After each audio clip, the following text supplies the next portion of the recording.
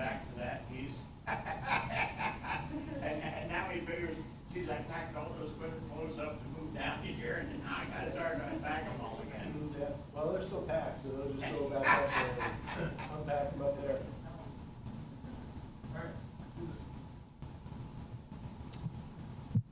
I'm going to call to order the meeting of the Planning and Zoning Board. It is Tuesday, May 13th, and it is now 1:05 p.m. Please stand for the Pledge of Allegiance.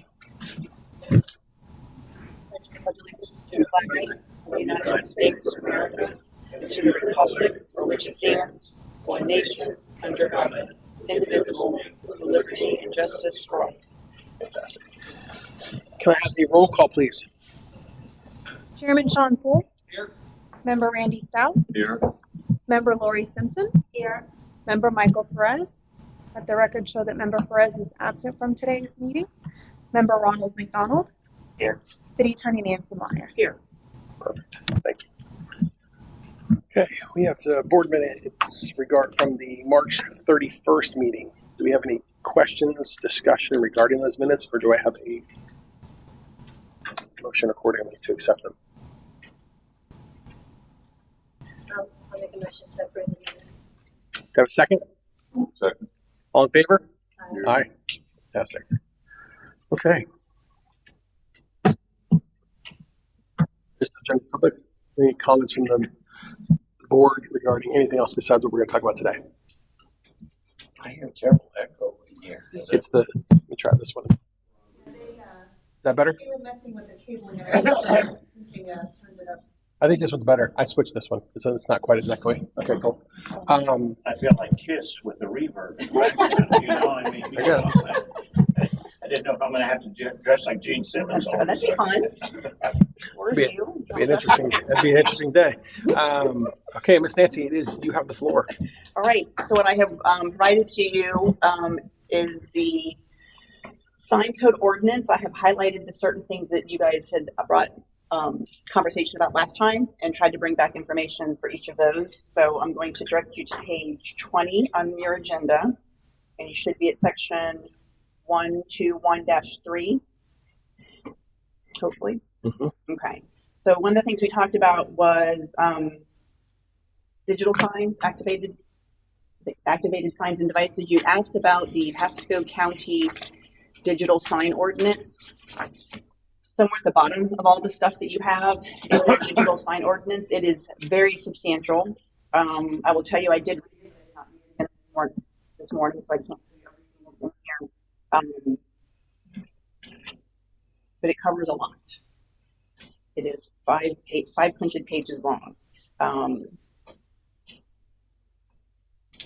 It talks about light measurements. I guess the real question is so Pasco County is very defined on the stipulations for it, but they allow it. Yes, they do. So that's the key, right? Yes. Do we want to replicate what they've done, making your job that much easier from that standpoint, and then just allow it as well? That would be my suggestion. And yeah, what we can do, if there's a consensus that you want to allow it and you want to start with what Pasco has, we can bring back the ordinance with language.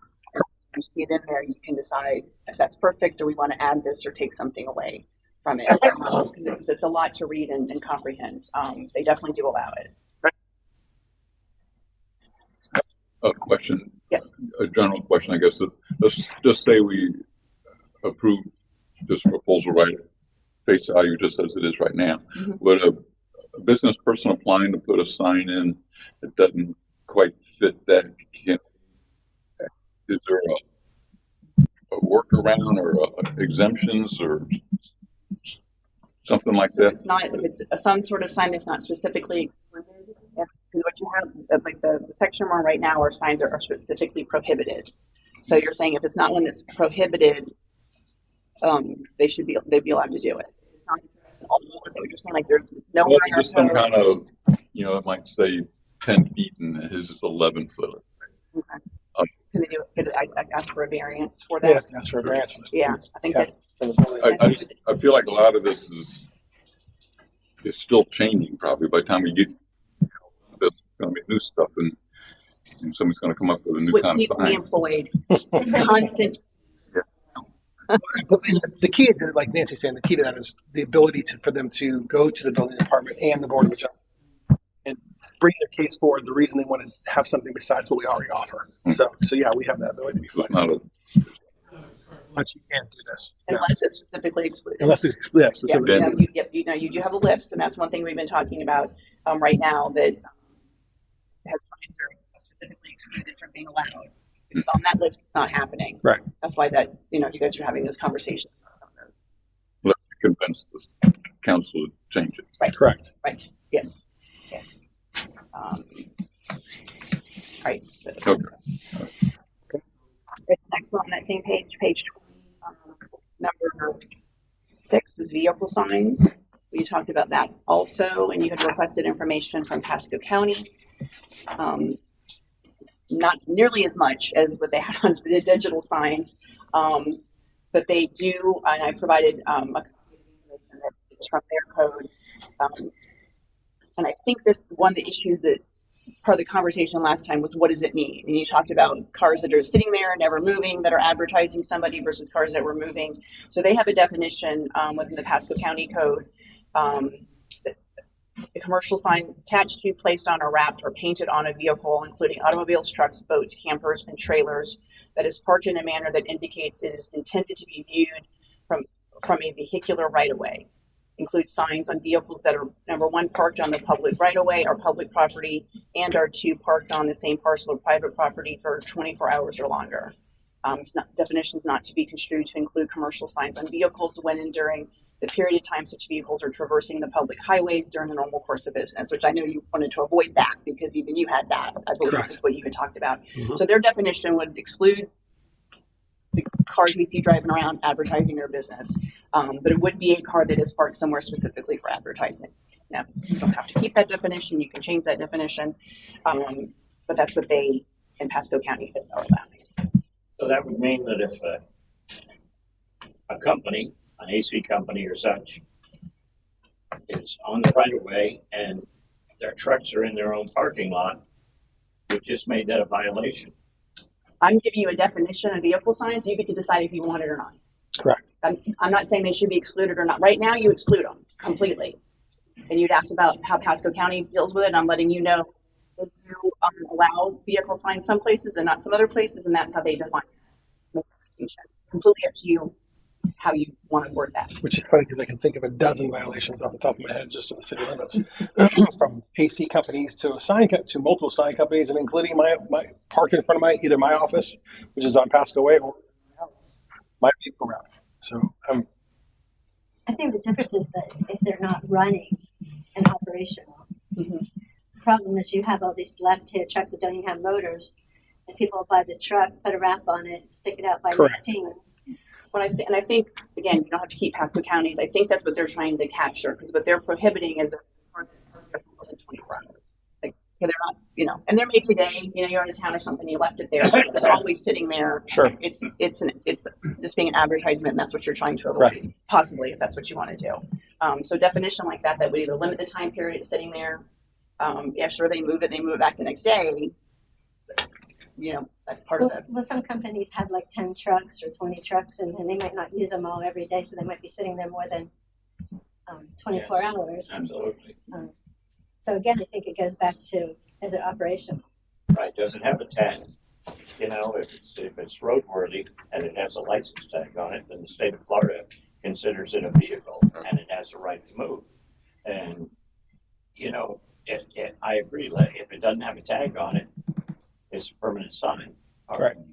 If it does have a tag, I don't see how we can fault somebody who's got 3 trucks parked in front of their building to support their business. So I'm going to tell you, having had language like this other cities where I've been, there is a lot more discretion in this than what I'd like, to be honest. But generally, what will happen? I'll give some examples. So the example of an air conditioning business, and let's say, it's next door here, right? And the parking spots for their vehicles are in the front of the building. Most likely, they're not going to be flagged for, violation of something like this. If it's in a plaza, so let's go over to the plaza up here on Ridge, and let's say it's a real estate company that has a wrapped vehicle, and instead of parking close to the building, they park in the last row up against the sidewalk right away in the road. That would get flagged. Almost immediately that would get flagged. And so even though you could probably see it if it parked in the middle, but it probably wouldn't get flagged for that. Right. And so there's, unfortunately in this there's an intent that you have to figure out with all this. And where I gave you really easy ones there, really.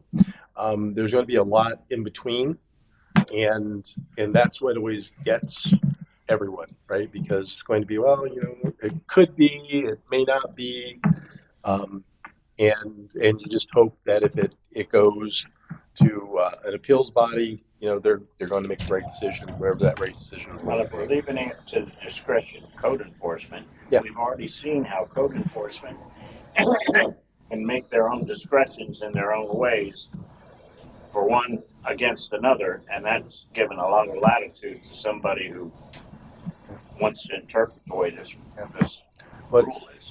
unless you get like really, and you make it 5 pages like the digital signs, it's going to be hard to come up with all the different scenarios. And unless you keep it very, it has to be an operational motor vehicle. It has to, move from that spot on a daily basis. I mean, I suppose you could probably do that. And there's ways that if someone's driving around the city on a regular basis, they'll see these vehicles very easily that has not moved in the last 3 or 4 days. I think, though, it then begins to say, well, how do they know it wasn't moved? And you get into chalking tires, and there's a lot there. I mean, So do we avoid that by adding the words like in service vehicles, something like that? So licensed and in service? yeah, and it's going to be, though, the type, that one's easy to me because, if it's, you have a totally different violation there if it's not an operable vehicle. Sure. So I think, though, the real issue is going to be, a furniture company that doesn't make a lot of deliveries. And they park their truck right next to the roadway, and maybe once a week it leaves to do a delivery. I mean, that's going to be more Right. what the issue is, and someone, you may be driving around and you'll see it every day, and you'll say, hey, this truck has not moved. I know for a fact this truck has not moved. And then it gets into, well, it's operable, it meets all the criteria, you can park there. And if you're okay with that, then, I guess, to me, the question really is, are you okay with the effects that people are going to be parking? If they have a wrapped vehicle, they're going to park in the most visible manner possible. If you're okay with that, I would kill. Yeah, because I don't see. I'm sorry, Ron. I didn't mean to cut you off. I don't see any clear violations in the city from that standpoint, anyway. Besides I remember there was the one the lawyer comes in too in front of what was that pawn shop. He had that big yellow truck that was obviously not working. The tires were all flat and it said pawn on the side. And you're like, come on, that's really, really blatant, right? So, besides, I can't think of anybody in the city that's trying to break the rules adversely. I mean, there's multiple AC companies in the city that are off of Washington, and I think they're all wrapped. You think Leo Kit, how many vehicles are wrapped out there? So I agree with you. I think you gotta be careful with that one. We don't want to discourage people working in the city for sure. Yep. I mean, It's like food trailers.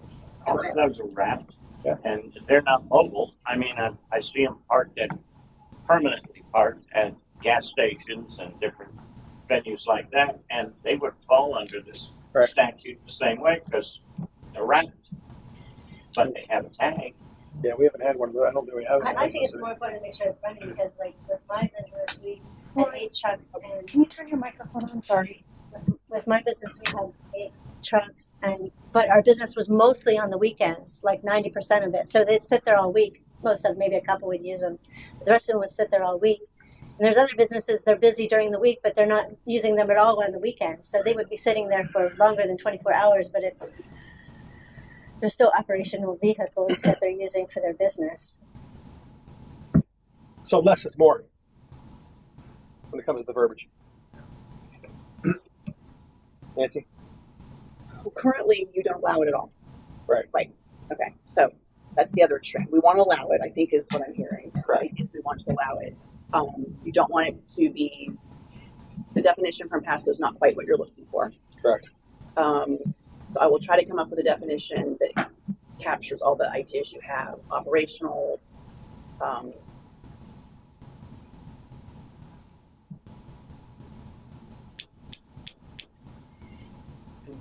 I'll point out again, if the trigger in my mind is not the sign, if the vehicle is not operational, that's a different it's a different violation. different code, and that's a better way to go about it than addressing the signs. Right.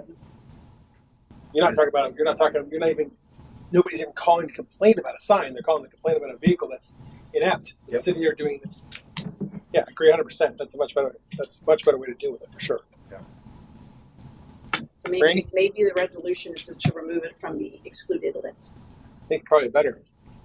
And if it becomes an issue, you can always add it Revisit. back in. Correct. Yeah. All right. So I'm just going to delete it from.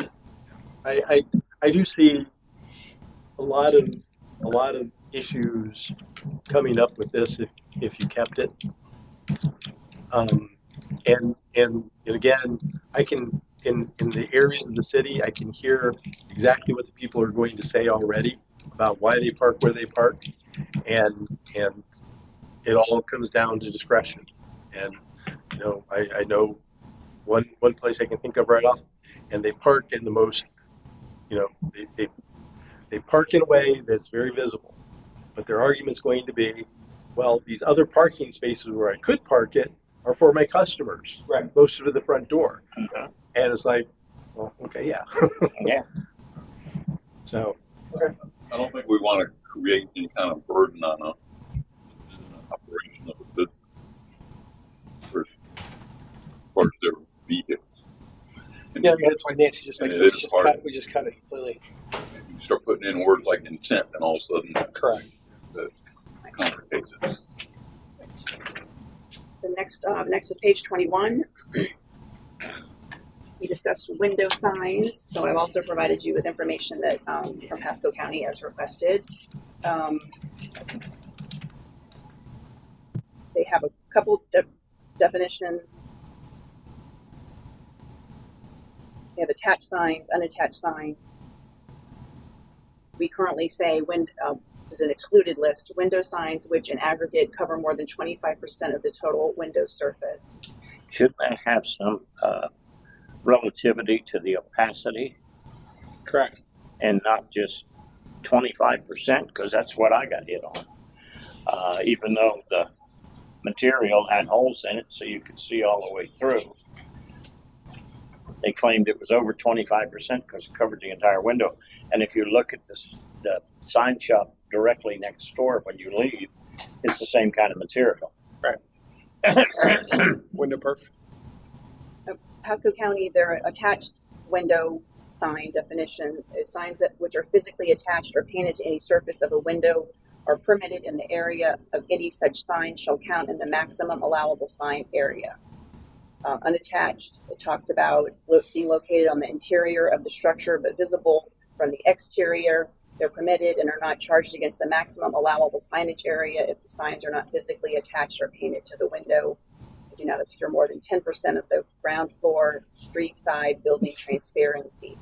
The 10% is not to exceed total glass area calculated for both unattached and temporary window signs. I know that's not math, but that sounds very math to me, so I don't really understand it. Someone comes to draw a picture. You need to understand that better. So there, I note the 10% versus the 25%, but I'm not sure they're saying the same thing the way they write it. Taking into what Mr. McDonald's indicating about the trying to figure out what 25% of what does that mean? So the 20%, 25% of it's attached to the exterior of the window, whether it be painted on or window perf or whatever it be, right? The interior one they're talking about was the lady who came up and talked to us about her window sign that said she was open Right. on the small window. Yeah. It has no bearing, but what this reads is it says the 10% would mean the total square footage of all their windows is the maximum of the 10% on that. I believe that's why I read it. So, so she'd be fine with her open sign. We don't have to even have a conversation with her, so she's covered. I agree with the issue with the 25%, and the reason being is I used to own a wrap company. That's the reason I'm so fond of them currently. And most of the material is at 50% opacity. It's 50-50 the window perf is. The 25% looks awful. It's not aesthetically pleasing. They make it, 3M I believe makes it just for city issues, but it looks terrible on there. And like you said, you can see 100% through it from the inside. It's designed also from a security from the exterior, so people aren't standing there looking through it unless the lights are on and it's dark. I know several businesses in Newport Richey that have literally put it on their business and had to take it off as well. And it's because they're pretty sticklers on it too. I personally would suggest we switch it to 50% just so that they can meet what the current material cost is that the people use. Me personally. Actually, a lot of that perf material is 60-40, I believe. I think they have 50-50, but 60-40 probably more mainstream. Okay. But that 25 is it's worthless. You can't see in it. Yeah. The other one, it seems pretty straightforward. It's better verbiage than what we have. Ours is very succinct. And we don't differentiate that I can see anywhere but the attached and unattached. So I do like that idea because there are different people in different signs, as we saw from our meeting last time, that people have concerns about. So if the language for Pasco is something that you're okay with, not the 10%, but make it a different percentage, we can start with that, or I can do something different. Thoughts of the board? Well, what do we have on definition when it says roof signs? Does that mean a sign that's on the roof, or does that mean if the roof is painted with a sign on it? In other words, are we crossing a line here? I would think it's the same thing. No. If it's painted, I would say a sign on the roof. Well, it's going to be specifically to a roof too. It's Yep. not going to be a window. Yep. Window and roof are going to be completely different Yeah. issues. And I know that's a big thing for some cities. A roof sign is a sign erected, constructed, or maintained on the roof of any building above the eaves or above mansards, parapets, or other similar architectural features of building or structure which are capable of supporting signs. A roof sign is part of the structure for purposes of determining the height of the structure for zoning height restrictions. Yes, it doesn't say anything about it being painted on the roof. It said if it's built or manufactured on a structure. So, therefore, if you want to put a big sign on your roof,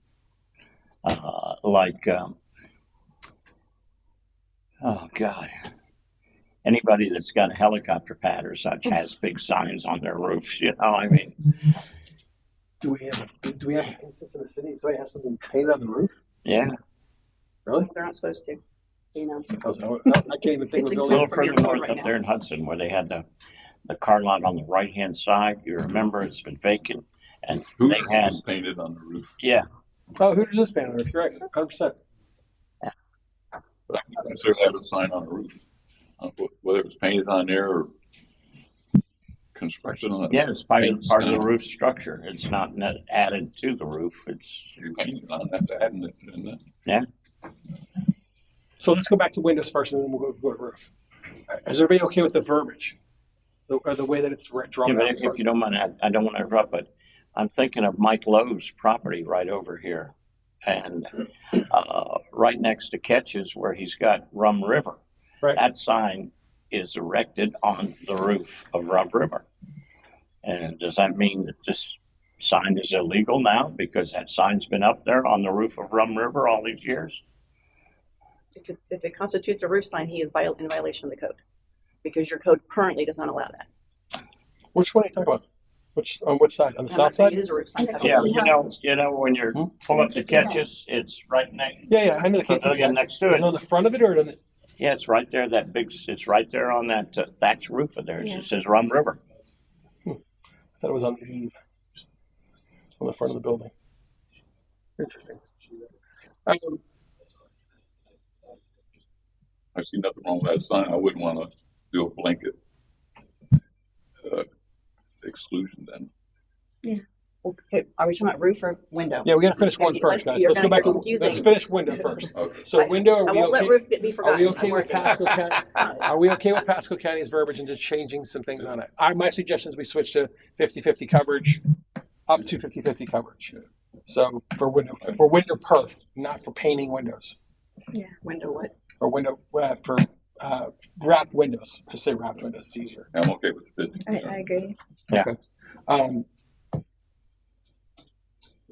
Okay. So What if it's just not? I don't know a lot about window signs. Could someone just use paint something on there? that's the question That would too. be different, right? Right. So do we have to make it all encompassing? I would think maybe just make it 50% across the board. Here we go. Up to 50% as long as it doesn't create a safety issue. But who gets to decide that? Your code enforcement. Perfect. Leave it alone. Okay. We'll start with that. I'll use their language but incorporate that in there. Okay. So we'll get one step forward. Okay. All right. Now, roof signs. If you want to talk about roof signs, go back to that.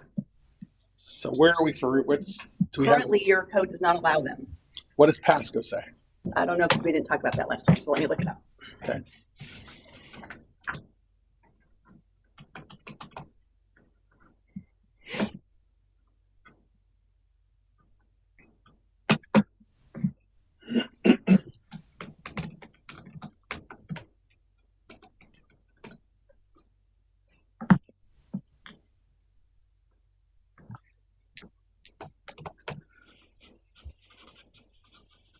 The river picture.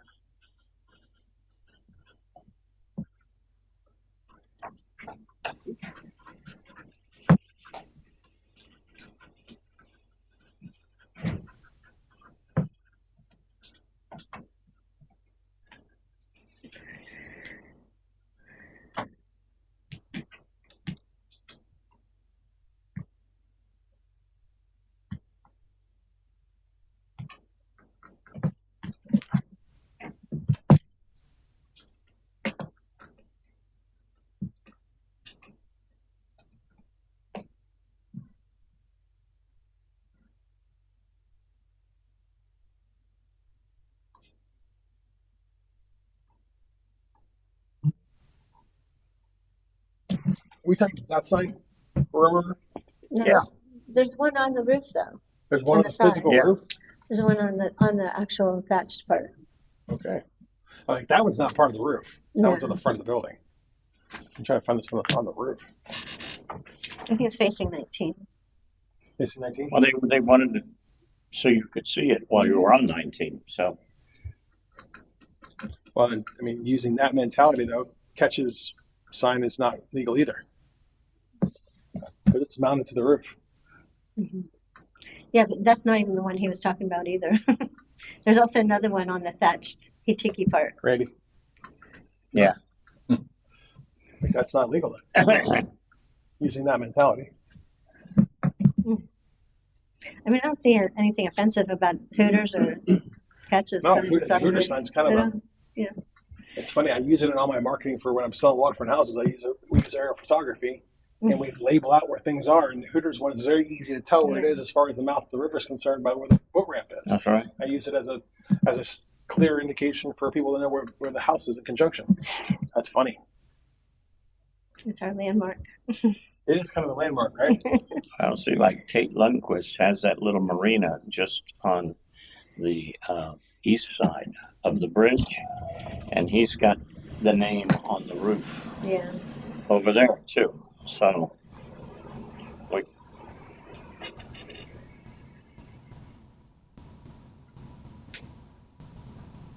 What if we just completely remove roof signs from the excluded signs? just make it a sign like any other. Just has to have the same kind of requirements. Well, I think you probably need to define between the different types of signs because, and again, it may not be, well, one, it probably is more of an issue down here than it would be up north because of the wind loading and all that. But, you know, if you allow roof signs, there may be situations where they shouldn't be putting a sign on a roof. You might be able to catch it in the permitting process.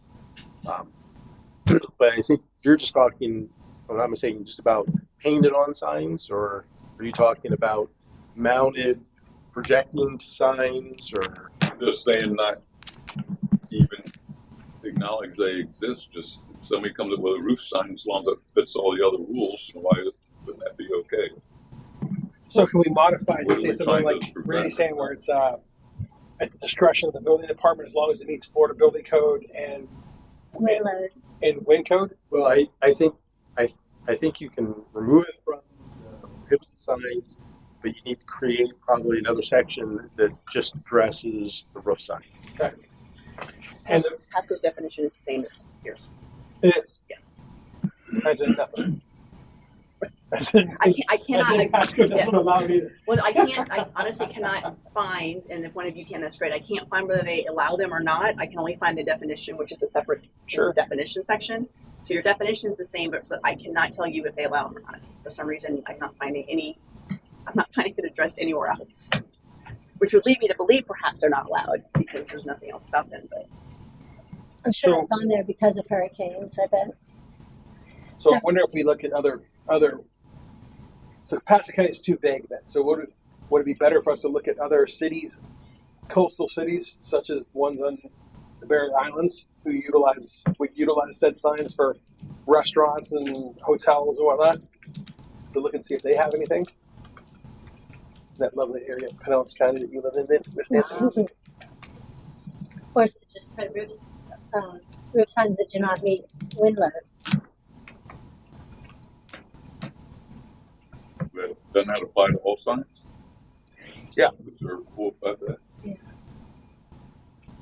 I would say let's do a little bit of research on that. Circle back with because I just It's so all over the board. yeah. It's gonna be definitely a coastal thing. So I mean, as far as who we want to be able to emulate our sign code to, because we are a coastal city. And I think if you look, may come back as simple as what you just said, and Like when I'm in Tampa, and I'm sorry, my brain is not functioning real well. There's one of those old cigar companies, and they have their big signs right up on top of their roof when you're going by it. And you see a number of those type of signs that are already up. it was indicative of a time period in particular, right? Yeah. So Well, they're trying to get you on the interstate because you're Right. eye level with it. Right, and that's the same thing that Catches is doing with their Rum River and all. Yeah. To try and get that done, and as we're going to expand that waterfront area, I'm sure we're going to run into redevelopments that say, "Hey, we're going to." Is there a type of roof sign we're thinking of? Don't think. I mean, we're trying to prevent. I can't think of any.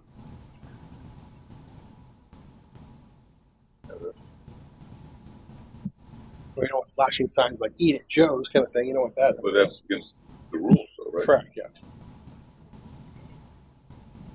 all right, so at this point, you're thinking about removing it from the excluded list, and we'll come back with language about permitting and what's allowed. Correct. Right. Now, on your restricted list here, number 18, you have pole signs. Yet within this document, and I don't know what page it was on, we have a full description of pole signs. So either we're restricting them or Well, it's defined. Or That's what allowing. I mean, pole signs are defined, and so people know what it is. I don't know what other section you are referencing. If you can well, recommend. they talked about the landscaping around the pole sign and that the Yeah, it pole looks sign fine. couldn't Every be. restaurant in the water. I think that was a monument Nobody's sign. ever said The complaint. landscaping was about a monument sign. And when we were talking about that last time, we compared the two. But currently, pole signs are fine, so you know what it is, and right now it's excluded. But I can check the other provisions and make sure there's no conflict on that. But I didn't see it anywhere else. Because I've got a big pole sign at my office. We're getting ready to landscape around it. So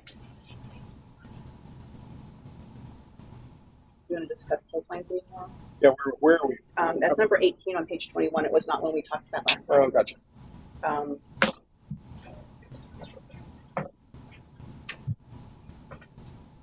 So pole signs are interesting, right? Because seems to be the sentiment of pretty much every city that you go visit or look into, that they all trying to go away from pole signs and go to monument signs. Everybody wants to go to monument signs. Newport Richey is very clear on pole signs. They're trying to get rid of them 100%. I had a commercial piece of property I had for sale, as a matter of fact, and he had to keep going and getting a special exclusion from Miss Mann to be able to keep his pole sign, even when we were selling the building. But I had to represent, and the attorney had to represent, was not guaranteed he was going to be able to keep it due to the fact that it changed the code. I don't know. That's a tough one.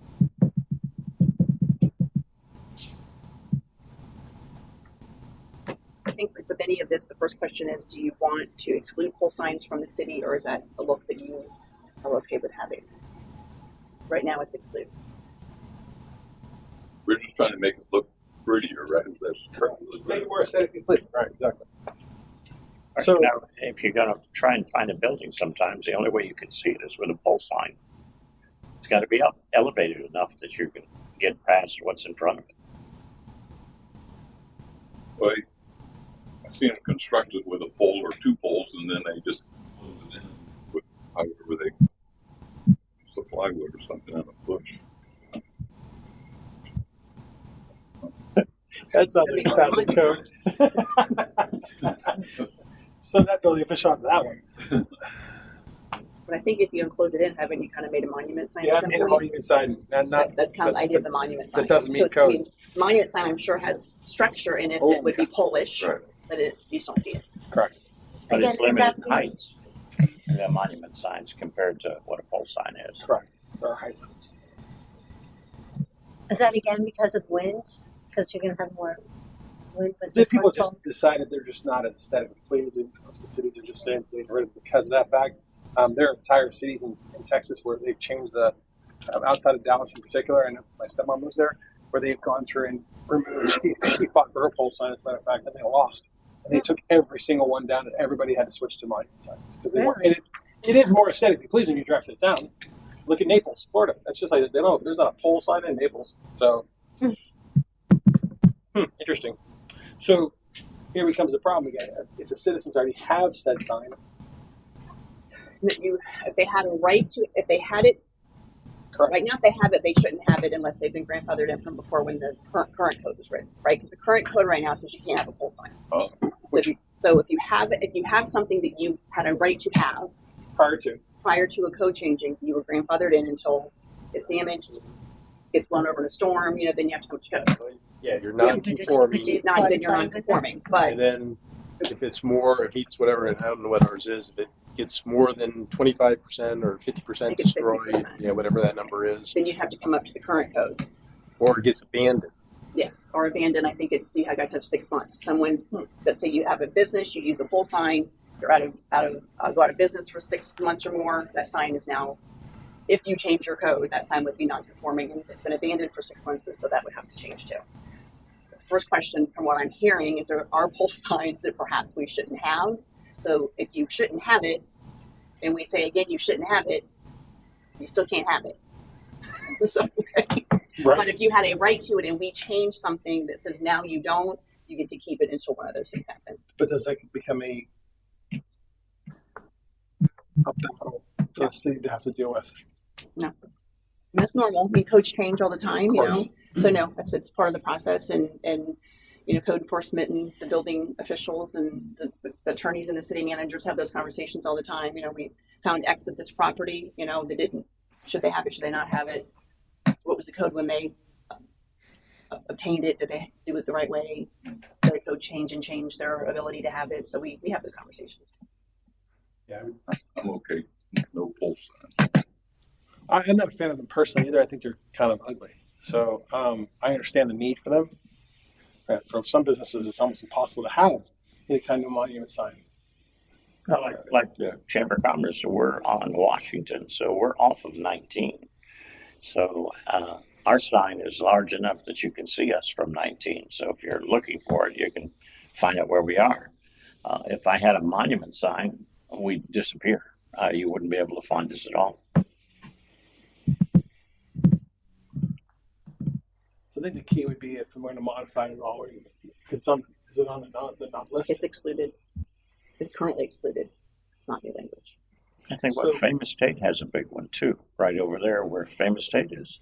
So if we leave it on the excluded list, anybody who has it currently and legally has the right to has it? No, right. Well, it's excluded. It has been excluded whenever this was originally drafted. If Correct. someone built it while this code was enforced, they are in violation of the code. Correct. If they had it, assuming at some point, I'm assuming pole signs were not excluded. If they had it at that point and they had not abandoned it nor had it been damaged more than 50%, then they are still.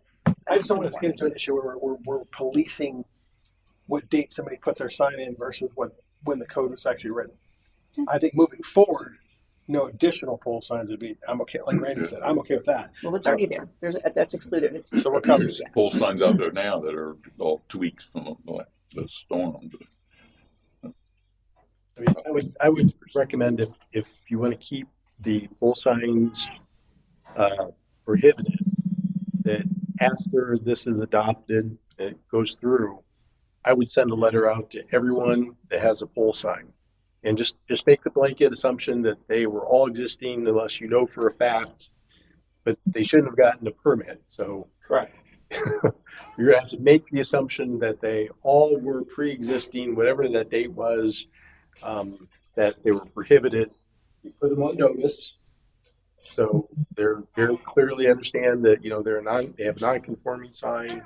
If it if it gets more than 50% damaged, and some other whatever the criteria is, that it would have to come down.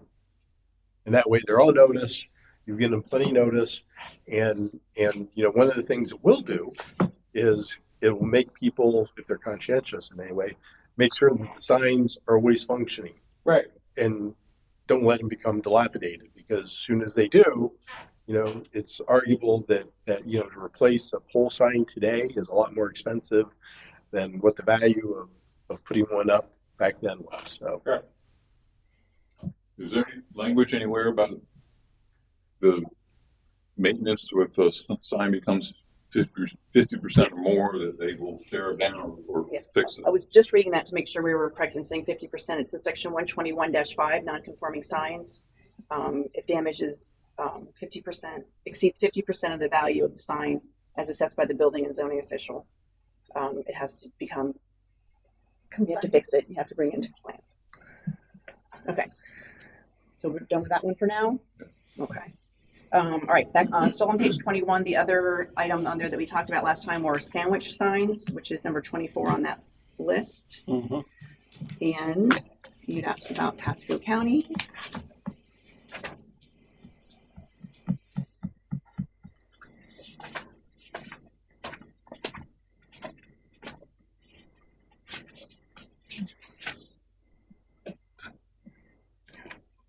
Okay, Pasco County's definition is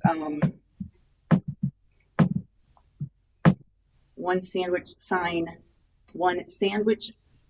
easier said than or easier read than said. One sandwich style sign per business establishment having a certificate of occupancy when the sign is placed on the sidewalk no further than 5 feet from the main entrance door of the establishment and with a maximum height of 3.5 feet and a maximum sign structure width of 2 feet.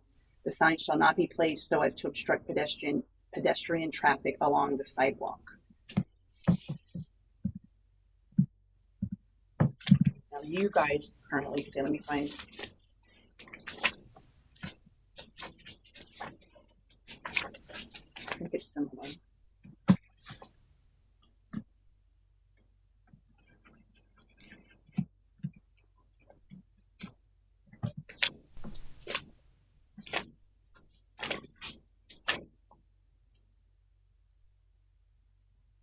Richey's code currently says in non-residential zoning districts, 1 sandwich sign per business establishment having a certificate of occupancy placed on the sidewalk no further than 5 feet from the main entrance door of the structure of the establishment with a maximum height of 3.5, actually exactly the same, 3.5 feet, and maximum sign structure width of 2 feet. The sign shall not be placed in the public right of way and shall not be placed so to obstruct pedestrian traffic along the sidewalk.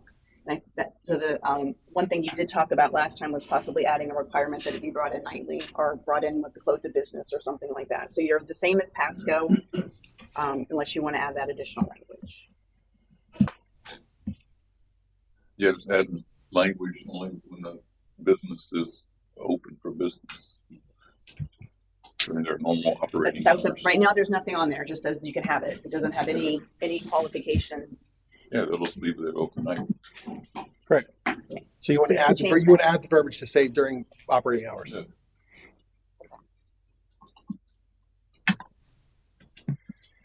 Yeah. Good with that one? That sounds good. Next was on the next page, page 22. There was conversation about paragraph 34, commercial mascots and commercial message signs. I didn't find any of that in Pasco County, or whether they allow it or not. The conversation was kind of, it's do we want that? Do we not want that? I don't really know exactly what your intent was in bringing it up, but it was discussed, so I wanted to bring it back to your attention. Right now, it is excluded. Is this the guy standing in the street swinging the sign around? Yeah. That guy's he's kind of a Pasco anomaly. You know what I'm talking about? The guy that swirls his head. Doing something. I haven't seen him in a while. Pardon? Oh, he's over by EOS Fitness on 52 and Little Road. I see him every day. It's awesome. Put him out of business, but he shouldn't be doing what he's doing. Well, he's a pastor. He's not in the city of Port Richey, Okay. so we're okay. Right, so I don't know if you have anybody in Port Richey that wants to do this. do we have anybody swinging signs around in Port Richey? I don't think That same guy used to be right before the bridge in Port Richey. Yeah, you said the what do you call it? The place over here. Yeah, that's funny. Well, right now it's excluded. Like I said, it was brought up last time. That there's a little bit of conversation, so I didn't want it to be ignored. But if we're fine, I'm okay with leaving it. I'm okay with leaving it. All right. Let's cross that bridge later. Okay. Next was on page 23.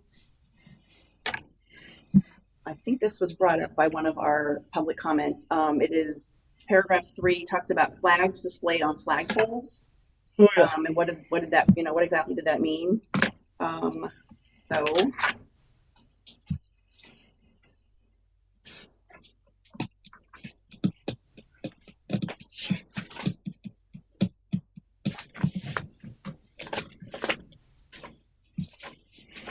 you have some language. Let me find your language first.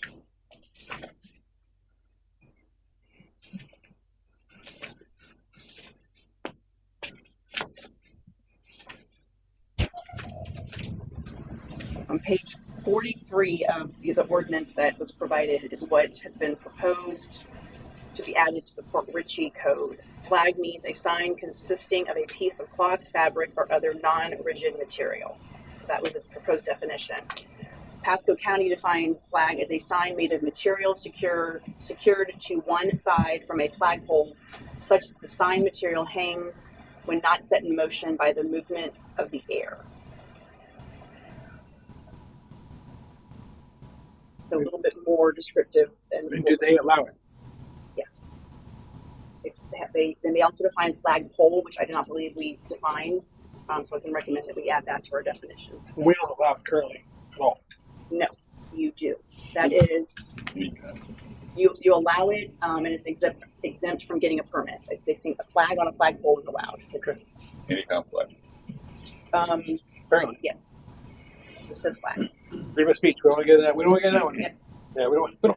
We can talk about where things go and how big the signs are, but we can't talk Now about what goes on them. We can't regulate what goes on them. Which is why we sometimes see signs and go, oh, okay. As long as it's not considered vulgar. So there's I don't even know that that Really? qualifies it. Really? Yeah, That's interesting. it probably does a little bit, but Okay. so the question is, right now we have right now the code says flags displayed on a flagpole You're defining flags as piece of cloth, fabric, or other non-rigid material. If we're good with that, we don't need to change anything. I'm good with it. Randy? Ron? Nance? Yeah, good. Lori? Well, it's just saying that it's saying we're not allowing flags on a flagpole. So you but- are. Oh, you are. Okay. This is actually in a section that says it's allowed and there's Okay. no permit required. Okay. We don't need people coming to City Hall to say, I want to put my American flag on their flag. Okay. That's what we're trying to avoid. It was not, it wasn't, looks like it was in your code, you just changed the wording a little bit, but it's clarifying what we mean by flags. And originally you had some definition in there that you don't, describing content that you don't want. So perfect, got rid of that. Okay.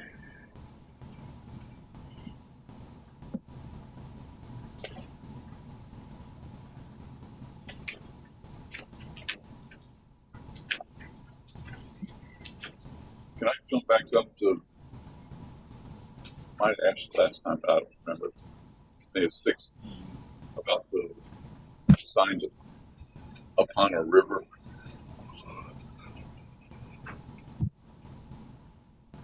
Right, so we're back on page 21, 16, signs in or upon any river, bay, lake, or other body of water within the limits of the city.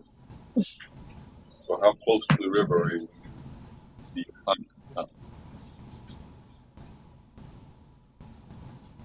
It says in or upon. So to me, that would be in, physically in, so you could pull down in the water and it's in it, What about On it. upon? on the water. So it's by the water, I wouldn't, it's not upon. I mean, I'd have to do a little more So if research. you live on the don't river, define you're it. actually on the river, you don't live on the Yeah, ground. You live on the river. Upon. Is this the little city by the river? Is it in the river? words have meaning, you're right. I'm just curious.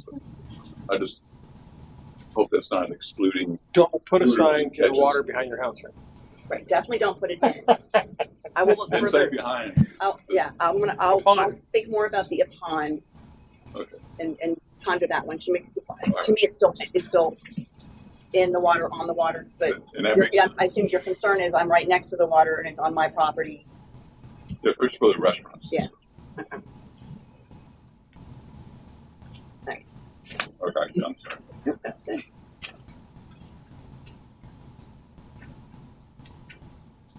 But, All right, page 38.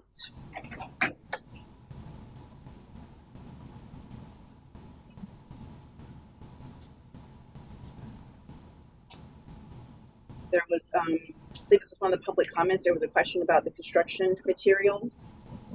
Right now it says that materials, paper or cardboard signs are prohibited. Cloth or plastic fabric banners may only be used for temporary signs. And then the construction standards, as you see, all signs shall be installed and constructed in a professional and workman-like manner, shall be maintained in good and safe structural condition. All exposed structural components shall be painted, coated, or made of rust or wood rot inhibited material. And I think someone was concerned about the sign gentleman that mentioned some other kind of material that could be used, and he was concerned about that. I can tell you that Pasco County says all they say is the following materials are prohibited to be used for permanent signs: non-durable materials such as paper, cardboard, fabric, vinyl, or plywood. Okay. So I don't know if that you want to leave what we have, if you want to expand that in some way. I don't feel like it necessarily limits. It definitely says the no cardboard, no paper, cloth and plastic are only for temporary. But I think for the more permanent signs, it's not necessarily telling you can't have something. It's saying it needs to be in good workman-like standards. And if it's gonna rot or rust, you need to make sure it's not rotting or rusting. I don't think it's limiting it. that kind of covers, but they got to maintain it. Yeah. Okay.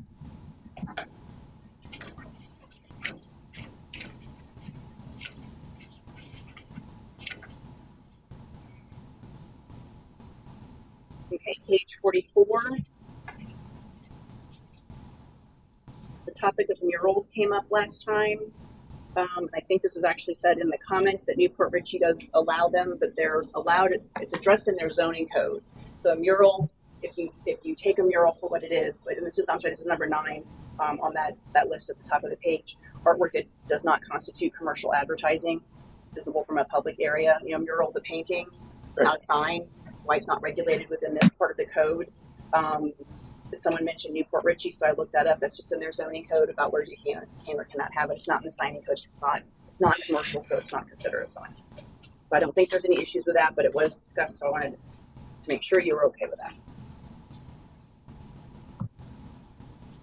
So we are or not. This is not a sign. It's not. It's the artwork. A mural that we don't use the word mural. We say artwork that does not constitute commercial advertising, visible from a public area, is not a sign. It doesn't have to be. It may still be permitted. It's not a sign for the definition of your code. So I spent 6 months on something along the lines of this, and the question always kept going back to what constituted a commercial advertisement. Right. And the easy one is it's the name and the emblem of the business, right? But then you get into and these are actual things. We had a car wash, and on the side of the car wash they had bubbles, and they got cited because they were advertising their car wash with an illegal sign because they had bubbles on the side of their building.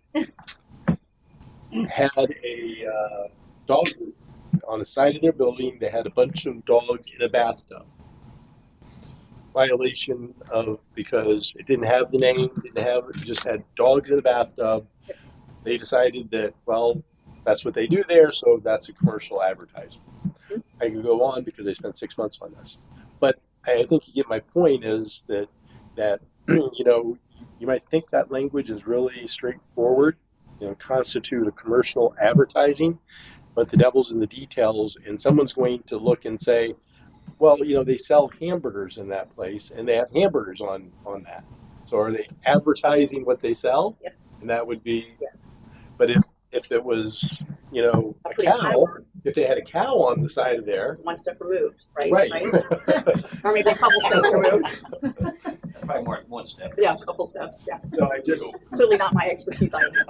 I wouldn't be who I am if I didn't yes, and let that you know is the that there's. difficulty with the statement. You have, I think St. Pete, if those of you that have driven down there, that's a great example. There's murals everywhere. There are people's faces, and Absolutely. there's flowers, and there's all kinds of stuff on the side of buildings. That's artwork. It's not, so they keep telling me. if say- you, oh, well, We say the Gives the eye of the artwork beholder. can't be indicative of Right. the business. right. So the idea would be someone that say, tomorrow someone starts painting on the side of their building, and the city feels like they are painting something that is advertised. It's a commercial advertisement for what they're doing. Then the city will have the right to have that. Well, I remember passing a veterinarian building where they deal specifically with cats, Mhm. and they have artwork of felines on the outside. I don't consider that a sign. I mean, Well, that's the idea is to think of it this way: if pretend you didn't know that it was a veterinarian, and you saw that they just promoted their business, you might not think, "Oh, that may be a vet's office." You may not. I mean, downtown Dunedin, there's a bar. You've been down Main Street with a bunch of dogs on the side. That's a bar. The dog can go in, but it's a bar. But they painted dogs on the side of it to promote their dog-friendly atmosphere. But the idea is, if the painting is promoting the business, it's commercial. That would be the argument. And not everything can be cut and dry, and that's what Matt's saying. Like, it's not always going to be yes or no. It's going to be the interpretation of the person looking at it, and a conversation that will follow that. But currently, you allow artwork that doesn't promote commercial advertising. So I just wanted to bring that back to your attention in case you wanted to change that. All right. The other thing I brought back, because this came up last time, I brought the section 12755, the Waterfront Overlay District, because part of I think with the digital sign conversation, there's a gentleman here from a business who I catches maybe. Okay. Mike Lowe. They're currently, and we talked about this last time. Right. The issue there is, number one, the city's sign code, which now we're looking at adding to allow the digital signs. The next step issue for the waterfront overlay district is it specifically says on page 4 of 7 of the code under subsection H5 that there's no neon electric message board, variable lighting system, or other illuminated signs shall be prohibited except where a variance has been granted. Now, so there is a way for businesses that want to have this in the waterfront overlay district to come to the Board of Adjustment and apply for it. But there was also conversations from some of you that you didn't think that should even be necessary, that they should be able to promote. Well, a good example is Mike Lowe, you just mentioned over at Catches. They had a very expensive sign. The thing is that the sign is no longer usable because of the hurricane, and the technology is passé. So the cost to try and replicate that sign and bring it back the way it was is prohibitive. So it's easier for him to take a new digital sign and put it in that same location and consider it an upgrade instead of a reimagined compared to just adding a new sign, because it's not really new, it's just the technology has changed. If something stops that from happening right now? Right now, in section 127.55 of your code, which talks about the waterfront overlay district, you cannot have neon electric message board, variable lighting system, or other illuminated sign in that area. Oh. Can't even have an illuminated sign. Why would we want to not have any illuminated signs anywhere in that area? That is why I brought it back to your attention. That was the question you asked last time we were here. Yeah, I mean, I Come there, because they can see it. you were trying to attract people from the water. We're trying to get them where they come in to that area. I mean, and we're going to keep it dark. We're saving the turtles. No. That's just a rule for the It does- waterfront That's overlay district. specific to the waterfront overlay district. So I bring it back. You don't have to do anything to it. I know it was brought up last time to possibly discuss changing that. So I brought it back for your discussion so that I hopefully can go to council with that. If we don't do anything to it, If you don't change it, there are no neon electric message board, variable lighting systems, or other illuminated signs in the waterfront overlay district unless they ask for a variance and it's granted. There is a way for them to get it. They just need to go through the process to get it. I think it should be changed. Why is it even different at all from the rest of the city? I'm just Yeah. thinking. It was before my time, so I don't know the answer. Overlay district was designed to have its own specific set of rules. So it wasn't, unfortunately, it wasn't put together very well, but it was supposed to have certain height requirements, certain color structures, and then design elements were put in place. There was, and where they were discussed, they were never put in place. That was the problem. So, and that was one of the things when they were doing that there. It was designed to make it, in the original waterfront overlay district about 20 some years ago, we discussed it. It was going to look very similar to the Keys. So color schemes, design structures, signage. You think of signage in the Keys, there is a lot of old style signs in the Keys, right? So, board style signs with lights pointing on them, nothing really flashy. Although lately, if you've been to the Keys lately, I was just there this summer. There's a lot of new signage there that didn't have before.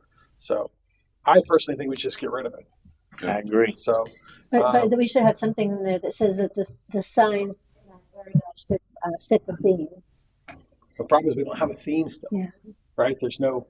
Do we have another waterfront overlay district board again, or we do not have a board?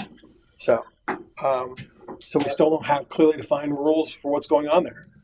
I will say that the CRA is getting ready, hopefully tonight, to award a contract to do a branding wayfinding project for the city, including that. So I think the city is working towards developing that theme and style of sign. I also think that probably at some point there does need to be what the chair is talking about. Someone group, the city, whoever it is, say this is what the style and the design look of the downtown, or excuse me, of the waterfront is going to be. And you probably will have another set of criteria that more closely matches whatever the future is going to be down there. We spent a small fortune on that, $100,000. I had the renderings and everything else because I was actually chairman of that board 15, 18 years ago, where that was as well. Of course, I lost everything in the storm for all that. The city probably has some of that documentation still. Ashley probably will never be able to find it. It's buried somewhere. But there was designs, there was drawings, there was a whole layout of how it was supposed to run, traffic patterns, everything. We had all that done. So I don't know which engineering firm did it. I think out of Tampa, but it was pretty specific, and it was even specific about signage, and it was pretty spectacular actually. And it just got tabled. I'd have to look back, probably 2005, 2006. There's right before the real estate crash in '08. So when the city was really starting to take off, they were really kind of pushing it. And it's a bad word to say, but Dale Mossad was a big proponent of it because it was close to his house. And there were a lot of players over there who wanted to really see that happen, and we just never got it off the ground. We had a couple meetings, and then it kind of crossed into P&Z as well. And I remember the renderings came across my desk, and they were beautiful. Some of the stuff was amazing, and we spent a couple $100,000 for that. That's before you were here too, Eric. So it's pretty neat. You remember that, Lori? It was very cool. There was a lot of real excitement. The citizens were very excited about it, and it just kind of fizzled and died. It's typical what we did. We used to spend a couple $100,000 on any kind of idea, and then we never did it. So. Well, the more restrictive we make it, the harder it's going to be for us to attract developers. That's, we keep adding screws to them and saying, hey, we want you to come in and spend your money and so you can make a return on your investment, but we're going to tie one hand behind your back and expect you to clap. I think the idea, though, was that it was designed to, as we're in this phase now, we're starting to see things actually happening there. It gave the developers just guidance to figure out how they were going to make things look aesthetically pleasing, right? The whole idea with the Waterfront Overlay District, especially like you think about Burke when he came here and talked about the condos he wanted to build and all the stuff, that wouldn't have not met what they had discussed in the original Waterfront Overlay District. It was designed to look like the Keys, right? So could you make that? Absolutely, you can make that way, but there were very specific design elements that were put into play, and they look spectacular. Like it would have made it a destination. Kind of like John's Pass has that feel. Yeah, same right? thing. So Dunedin has its own particular feel, right? It's a waterfront community, but it's also Scottish. It has a Scottish background. So you can kind of feel that when you drive in the street. And they wanted to give it its own character, and that was the whole idea of that. And we just kind of let it go. And because of that fact, I think that's kind of the problem here. That's where that came from. Can we basically delete it, but then add in there for the waterfront that signs will conform to any design theme restrictions, if any, or something for the waterfront district? Well, this is actually just for the waterfront. It's not like it's part of the waterfront area of the district. Right. So I mean, we just leave something in there so we have a way to in the future. You would come back. So if the study that's being done or something happens and it's moving forward and there's an idea about this, what we want the signs to look like or the buildings to be this certain color or whatever it's going to be, you could add that to the code as that progresses. You're never limited. You always can. I mean, it takes a couple stabs, but you can always add and subtract from the code. I think putting something generic like you have to conform with what the code says in the future. You don't need to say that because they have to. So I think that's just a given. It'd be better to either know what you want that to say now, or should someone come up with that concept, we can actually put it in writing and add it at that time. Right. So if we already have everything else in order, why should we penalize the waterfront district? We've already got everything else they have to conform to already written into this. So there's no change in conformity, except we're restricting them from doing what we're allowing everybody else in the city to do. Yeah, so we should maybe I just agree that we ought eliminate to just that. remove it. Yeah. Okay. So that's all I have. Okay. I will come back again with the ordinance, with everything in one package. We'll have two ordinances. We'll have the sign code ordinance, and I'll prepare a. Well, I can't prepare an ordinance until the council directs me to. I'll come back with the sign ordinance updated, and we will let council know that you someone's raising his hand. This is what happens when you read. I'm going to leave that alone. Wow. Yeah. I was just on in that section, number 4.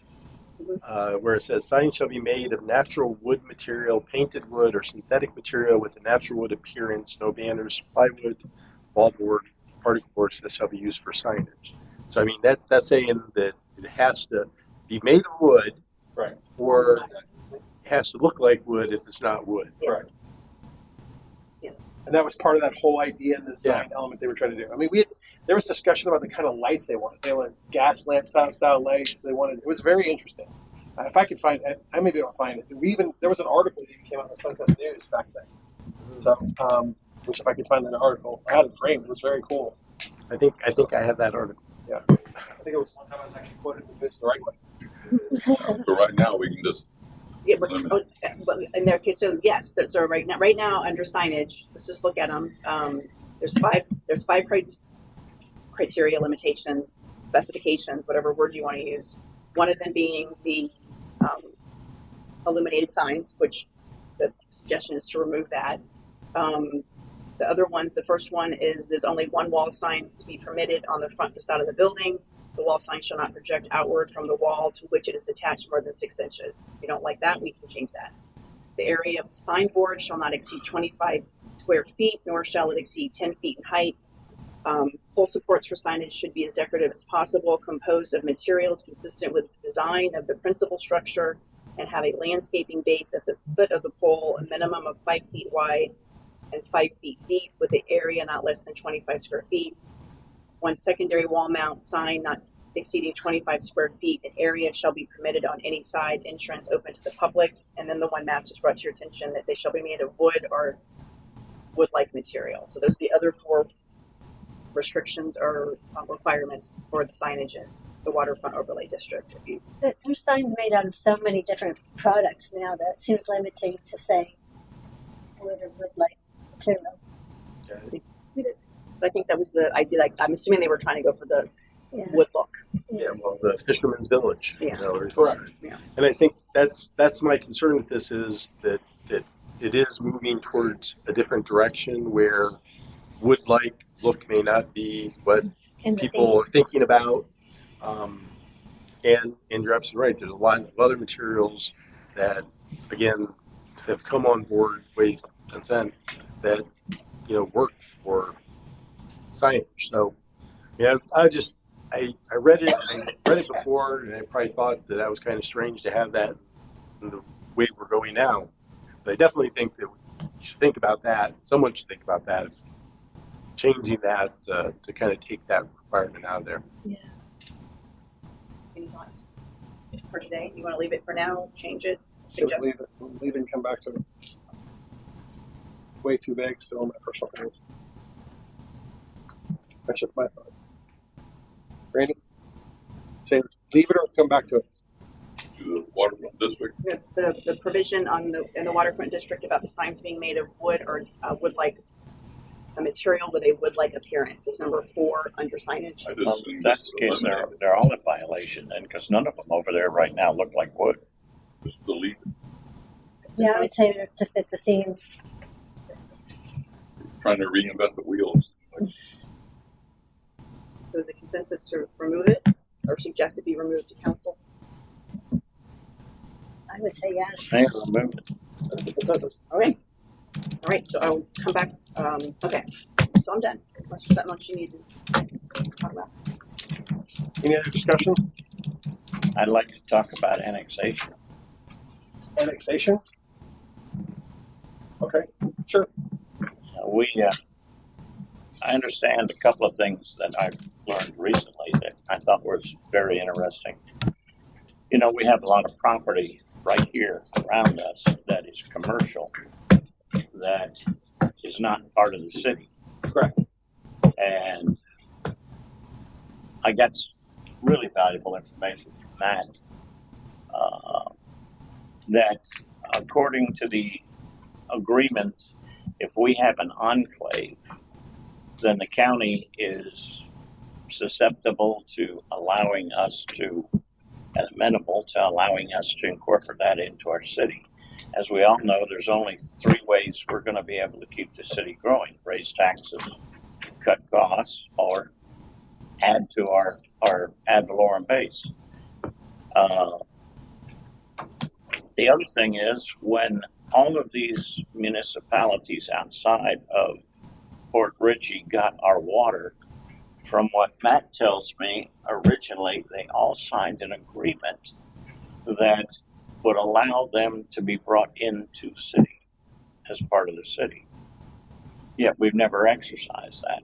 And yet we're looking at spending millions on a water plant to help keep feeding all these other areas that we're not getting the benefit out of that we should. Sure, we make some money on the water, but that's not the same as how we're going to expand our police department and our fire department. So I would like to suggest that we aggressively start annexing all these enclaves and all these properties around here. I mean, Matt is much more aware of what we have to do, and he's already had discussions with the county administrator that they would be, because they're backed up, their sheriff's office is overwhelmed. So I'm going to interject real quick. This was a conversation that was had by a former board here several years back. We had this that was voiced by multiple of us as a serious problem. Like, we need to grow, or we're gonna raise our tax to the point where we're gonna fizzle and die. So then we said, well, can the board actively look into talking to, property owners who are adjacent to other pieces of property that we can annex them in? And they're like, absolutely, let's have that conversation. And I know personally, I went and did it for the one property across the street, the one right across the street from Flacco's. The little the paint guy. Yeah. Because I know the property owner. I sold him that building. So we sold the building there and the one next to it. We went to the city and said, great, we want to talk about annexing this in. He's a resident in the city, lives on Waterside Drive, and he goes, great, I would love to do that. We walked in the building department and they go, get ready to write a check. It's going to cost you about $30,000 to annex into the city. And he was like, all right, see you later. We walked back out and left. Never had a conversation again. Due to the fact that he was on septic, and we don't allow septic in the city. So he had to join all the utilities, et cetera, et cetera. And it turned him off immensely the minute he walked in the door. And it was really deflating to me personally, because I was like, great, this is the first one we're going to get. We're going to bring it across the finish line. This is easy. It's a slam dunk. He wants to do it. And the building department was like, absolutely not. That's not what we do. You're ready to check and we'll think about it. Okay. He left.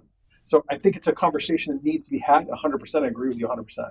But there's got to be a way to look at how to make it work. Matt's timing is not the best for us.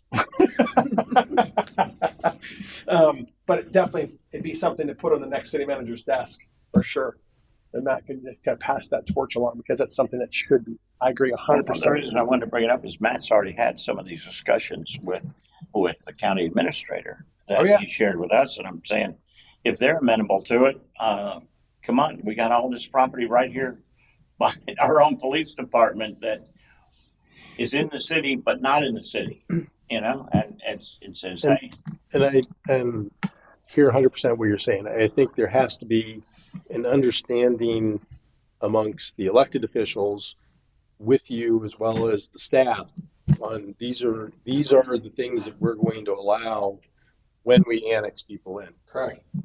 Because I mean, there are septic systems in the city right now. Yeah. Right. And I do know that code says that, but again, if they're functioning, I mean, other places I've been when we had issues like that, if they're functioning systems, they're not under any orders from the health department or the state, they're allowed to stay until they fail. Right. That was my thoughts. Yeah. I mean, but you just need to get everybody on the same page with that, saying this is what we're going to do. And so when they come in, this is how it's handled. And that particular property owner had literally gone through the process of like a year prior, going to the county to getting a brand new septic put in, and then she spent $10,000 putting septic in, and he walks in the door and they said, it's $30,000 to connect to the system. And he was like, good luck, I'm out of here. He's like, I'm not going to do it. I would also suggest that probably the building department's not the best front for annexation discussions. Absolutely. But unfortunately, that seemed to be the first step, right? Yeah. That's where do I go? Oh, I got to walk in there, you got to get an application. And they're like, oh, this is what's going to take. And just turn that person off immensely. So I will say that council did have a conversation, I believe, the last meeting This is something that they want to move to the front of the line to get done. Good. I think the interim manager, whoever that person is going to be taking this up as one of the many different things they're going to have to be doing. And so definitely putting this on an upcoming agenda to start talking about that is a good idea. And maybe, the first step is really to get, an understanding of what the what the deals are with the county for the enclaves, right? Because that's something that the county and the cities kind of worked out on how that would be handled on the west side. Newport Richey has used that to annex in some enclaves. There's still a lot more to be done. Interestingly, some of these areas close to us are not considered enclaves because it kind of follows a road out. Mm-hmm. And so it may not be as easy, but I think, as was said, I've had conversations with leadership at the county. I think they're open to it because they're overwhelmed from the mid to the east with everything going on. I mean, that's where their focus really is. It has been for 15 years. And so I think they're going to be open to more discussion. I mean, I think, the past of Port Richey has muddied the water a little bit to where, you have to be able not just say we can do it, but you have to show that you can do it. And I think small annexations in the interim, or the short term, I should say, will help build confidence in the bigger annexations that you really need to be looking at. I mean, the city should easily go, on north on US 19 a ways. 100%. And, I think there was forethought in that when they started extending the water and sewer out that way. That's what, when they developed those agreements that I don't even know if they're legal to begin with, what was done. And today are definitely probably not functioning because you've had so many different owners of those properties that, the agreements are irrelevant. But it does show that there was an intent that, we extended these lines because we were going to bring you in the city. And while those agreements may not mean much today, I think it's also something that when when the leadership has that conversation with the county, you can put that out as saying, this was the plan. And you knew this was the plan, right? Because you never fought it back then. So I think there's a lot of things that are in your favor right now as it relates to the willingness of the county to do it. I mean, conversation totally, saying some things maybe I shouldn't, but I had a conversation with county leadership on the mall, and they were convinced it was in the city. We're nowhere near the city. It's so fun. And so it may be such that you might get it through because they think, well, why are they annexing what they already have? So, That's hilarious. But I think that spot annexation. We're going to skip about a mile of property between hand. Well, actually, there's not much in between. I mean, if you could get the state property, yeah, because the state property goes right up to it, and so it really is only a few properties in between the city and the mall. And with the mall, you also potentially get the area that's going to be residential whenever they bring that in. Look at all those apartments they're putting up over there. Yeah. So, and you're providing service. I mean, whether you know it or not, there's water services, not with the mall there, but with that new development. So, I'm a huge fan. I think it's the ability to attract new development is massive from a property owner standpoint. If you can sit down with a property owner and say, listen, we want to annex this property in the city, and we're going to help your developer XYZ by doing the following things to get them in here. I mean, we're so behind the east coast of the east side of Pasco County, and they're just focused still. That entire group that's still on Little Roads are really focused on nothing but that side. If it's east of Gun Highway, they don't want to look at it. And this stuff is growing exponentially all the way there. If you come over here, we're dead in the water. Yep. Yeah. So I would suggest, if I were going to be staying here, the first thing I'd be doing with you is kind of getting those boundaries. What is that, 20-year time horizon growth of the city you want to see? And once you have that, you start developing what that annexation strategy is going to be. And again, obviously, I think cleaning up the area around here would make a lot of sense and would get you through the process a lot easier with the county. So you start developing a relationship with them on these annexations. I think they're fairly comfortable with Newport Richey. So those are a lot easier for them, maybe a little bit more discussion from our standpoint. But I think having that strategy will then kind of lead you to the next step, which is developing the portfolio of why someone should annex into the city, right? Because you have two different areas out there. You have the commercial and you have the residential. And I would stay away from the residential, personally, for now. But when you're going to a commercial establishment, you're going to have to overcome some financial shortcomings the city has, which is there's going to be more taxes on that property. There's some county taxes that would fall off, like the fire district and stormwater, but you're going to be adding, 6.35 mil today onto their property.